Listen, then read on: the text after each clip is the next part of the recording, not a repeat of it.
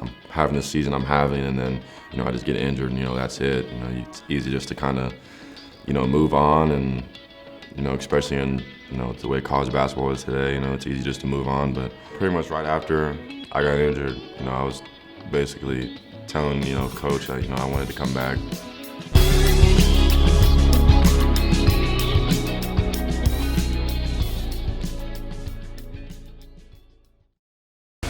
Brazile! My goodness gracious! Whoa! TB2, Trevon Brazile with the hammer! Come on now. Trevon Brazile has been a high-flying offensive threat for the Hogs since he arrived on the Hill in 2022. Brazile with a one-hand slam! After transferring in from Missouri, he joined Muss's squad with one goal: to grow his game. They really told me, like, when you come here, like, you're gonna have to open up your offense more, and however long I've been here, that's just kind of what I've been working on the whole time. Brazile with the shot clock expiring makes the three! Trevon Brazile with a three! Brazile's style of play made him a fan favorite, making plays that drew praise across the nation. This was the NBA, it would be the dunk of the year! Throw it down, young man! Yes, sir! The excitement, however, was cut short after Brazile suffered a season-ending ACL tear just 9 games into his Arkansas career. The biggest thing is just trying to support, you know, TB, and we want him to be around the team as much as he possibly can be. It's obviously a very negative thing. I was just preparing myself for, you know, the long journey of having to watch my teammates play in all these big games and will not be able to play. Brazile put in the work, and his return was never in question. The decision to come back was pretty easy. He came back and hasn't missed a beat. Ahead to Brazile for a one-hand throwdown. Showtime for Trevon Brazile. Let's go back to Missouri. How did you end up at Arkansas? My freshman year, we came and, you know, we played at Bud Walton. You know, I didn't really know much about, you know, Arkansas or anything. But, you know, when we came here, I was like, you guys were doing, you know, the hand stuff, and, you know, the team was doing some weird stuff with their hands, and I was like, man, you know, that's a great culture over there. So, you know, after the season, I came on the visit, and then committed on the visit, and it was the right decision. You grew up in Missouri. I think you were the 4th-rated player in the state. Was it a tough decision at that point when you made the call to go to Mizzou, or were you kind of just always locked on that? I mean, I wasn't even highly recruited, like, out of high school until, like, my senior year. So, you know, when Missouri, you know, offered me, I was like, you know, I'm about to go to Missouri because, you know, I'm from Springfield, you know, 2 hours away from University of Missouri campus. So I kind of wanted to stay close to home. So, you know, it wasn't really a hard decision. I kind of, you know, had it in the back of my mind that I was going to commit, and they offered, and, you know, I didn't hesitate. So this place made an impression on you.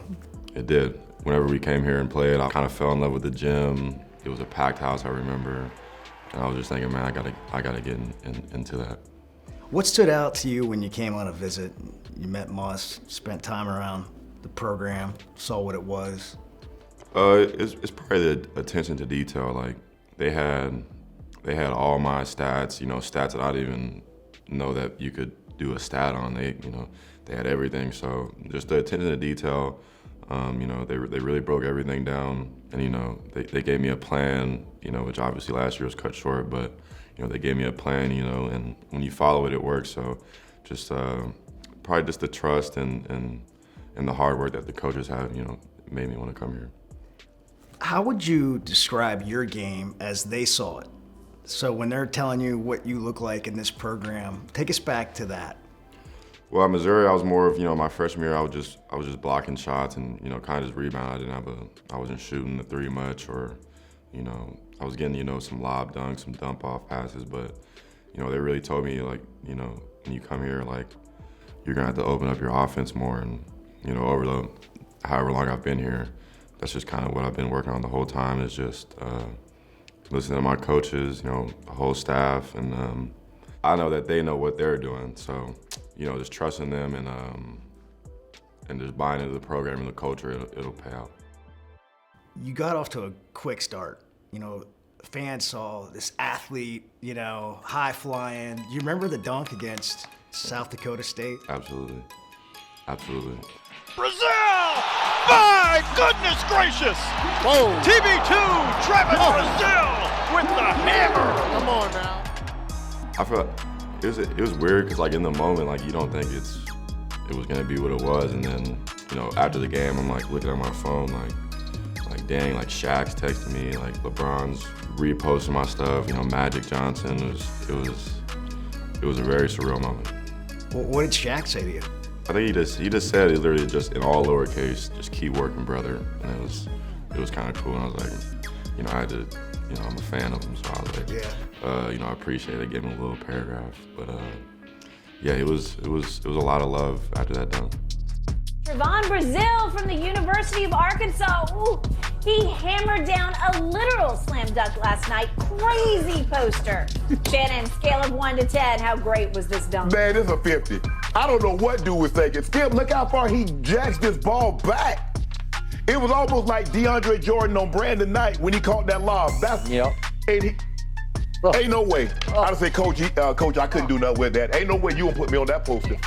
Trevon Brazile from Arkansas, because Zach Lowe, you said it yesterday at halftime. You said if this was the NBA, it would be the dunk of the year. Throw it down, young man. Yes, sir.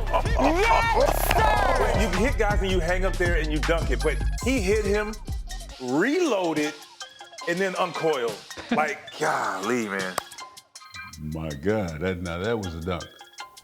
I mean, did you have any idea like you were about to do that, or did it just happen, or looking back? Well, I knew I was gonna dunk it, but I didn't know the dude was gonna jump though, because I wouldn't jump. I didn't know you were gonna scratch your back with it before you. Well, he kind of lifted me. He lifted me up a little bit, so I was like, I'm just gonna keep going back, and then, man, it turned out what it turned out to be. So. That puts you on the map, I'd say. Like, you're kind of like, oh, okay, so let's pay attention to this guy. And unfortunately, he ended up getting hurt. It's fallen quiet here at Bud Walton Arena. Razorback trainers are out tending to Brazile. He's up. That's the good sign. The bad part is he's not walking under his own power. Pretty tall to help you off the floor. He's right. putting very, very limited weight on that right knee. But what was that like? I mean, obviously it's not good. It's not fun. But you were kind of just starting to go, and you got this, you got a good roster around you. You got good teammates. Then you get hurt. There's a lot of emotions around it. You can be positive about it. And thinking, man, I had a good season. Things happen, but it's obviously a very negative thing. I'm at the, thinking back. I was thinking I'm at to miss 9 months, and it's a long time. So I was just preparing myself for the long journey of being able to, or having to watch my teammates play and go watch all these big games and travel and not be able to play. But I would say overall it's now I'd say it's over now. So probably I could say it's easy, but it was definitely difficult and it was a grind. Yeah, I mean that's just not the fun part of playing basketball, right? Like just trying to get to where you can walk or whatever and doing that grind. How do you get through that? You just really gotta take it one day at a time, and you gotta trust the people around you. Because when you're sitting there and you look day to day, things don't look too glittery and cold. But when you kind of go week by week or month by month, then you kind of see progress. My knee feels better in this way or in that way, and then next thing you know, you're at 6 months and 9 months. Then it's over. To see the team go on that run, I'm sure it was exciting, but it was probably also a sense of loss for you. Not being able to play. Yeah, there's a lot of mixed emotions about it. But, you can't be the guy that's sitting there all Debbie Downer, when we just beat Kansas. So, you just got to put your feelings to the side. That's what I did throughout the whole rehab process. I had to, make it about the team, not about me. And I feel like that's the big thing whenever you're out with an injury and just watching, especially the type of run we went on, running into the teams we ran into and, beating Kansas and beating Illinois and, all the other games. It's very difficult to watch, but also very humbling. I'm having the season I'm having, and then, I just get injured, and, that's it. It's easy just to kind of, move on, and, especially in, the way college basketball is today, it's easy just to move on, but everybody stayed the same, and I'm very appreciative for that. Brazile making the start, redshirt sophomore out of Springfield. He started every game for the Hogs this year. Did you have a difficult time making a decision on whether you wanted to come back or enter the draft? For me, it really wasn't difficult. Pretty much right after I got injured, I was basically telling, coach that, I wanted to come back. And, the decision, because, I played 9 games against all non-conference teams, so I knew that I was gonna have to do more if I wanted to get drafted, where I wanted to get drafted. And so, I didn't want to get picked up in the second round, so the decision to come back was pretty easy. And the coaches, they loved it. So. Arkansas out of there with it. Lob to Brazile from Minifield, a throwdown, and the Razorbacks. How would you say your game's improved? I would say I feel like I'm just an older player now. I'm about to turn 21.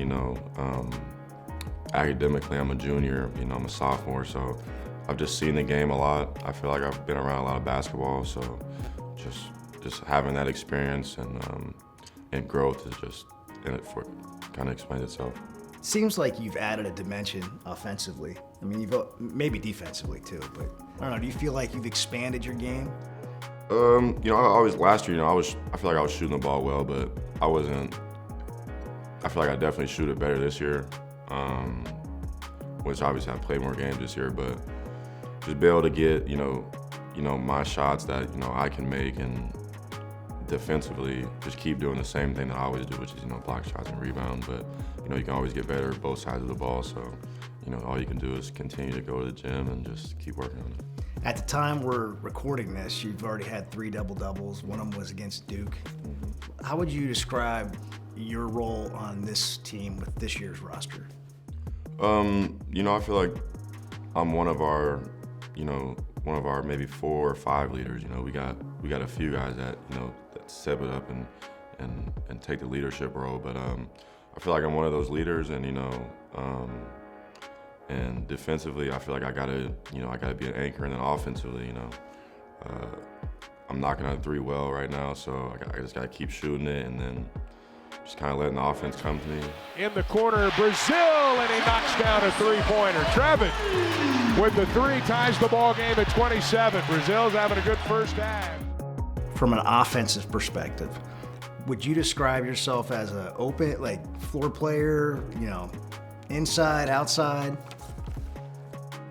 I mean, I'd say it just depends on the game. I feel like I can do a little bit of everything, like Duke. The game plan was to, stretch the floor out, so, I'm shooting threes, and, some other games, when they got a smaller team, I gotta go inside and play. So I never try to, put myself in one category. I just try to do a little bit of everything. Tell us about you. Maybe, well, I guess it affects on the court. We see you out there and we're like, hey, what's he gonna look like today? What's that hair gonna be like? Tell me about your style. Last year, after I cut my hair off, I already had the plan, next year when I start playing, I'm gonna try to do something different every game, and I'm just sticking to that, trying to come into every game with maybe something a little different, get people's attention, be a little different on the court, and I'm just gonna probably keep continuing doing that all year. You got a fashion sense to you? A little bit, but I don't really like to dress up. You guys see what I got on. Yeah, what we got on? Let's describe this. I got some pajama pants on, some slides, easy little jacket. This is how I dress every day. I don't like to dress up like that, but stuff like, the hair, or, sometimes I'll paint my nails. I know a few of my teammates paint their nails on their team. I'll do that sometimes. Just something a little different that, that sticks out. Yeah.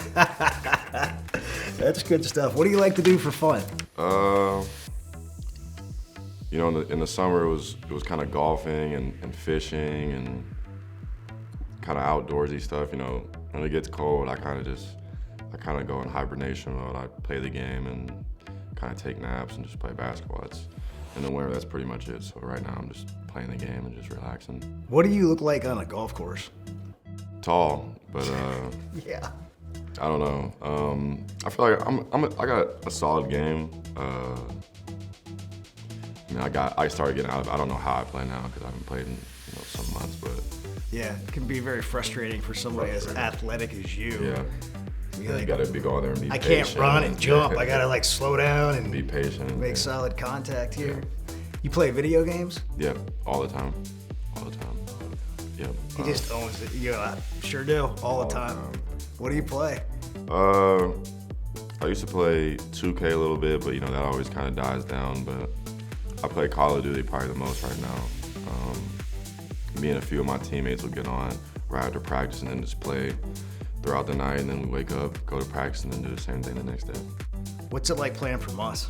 It's definitely a grind to play from us, because you're gonna have hard practices. He's gonna do the yelling and the screaming. You guys see it in the games, but whenever you're in March and you're winning, you're just thinking, man, that was all worth it. So I just think with Muss, it's just a thing like you just gotta trust him and just be bought all the way in. And I feel like when you do that, you look in March and things are good. So. What's your long-term goal in basketball? I would say basketball-wise, obviously everybody aspires to play the next level. I want to play at the next level, until I'm probably about 35, maybe close to 35, and then I plan to get into like coaching, and I already got an AAU team, so just continue to build the AAU team, and maybe get into some college coaching, and maybe NBA coaching. But I just want to be around basketball, so just coaching after basketball. Nice. That's pretty much it. So when your time here as a Razorback's over, how do you hope fans remember your time here as a player? I hope they remember me as a different type of guy on the court. Energetic, fiery at times, and passionate. That's pretty much it.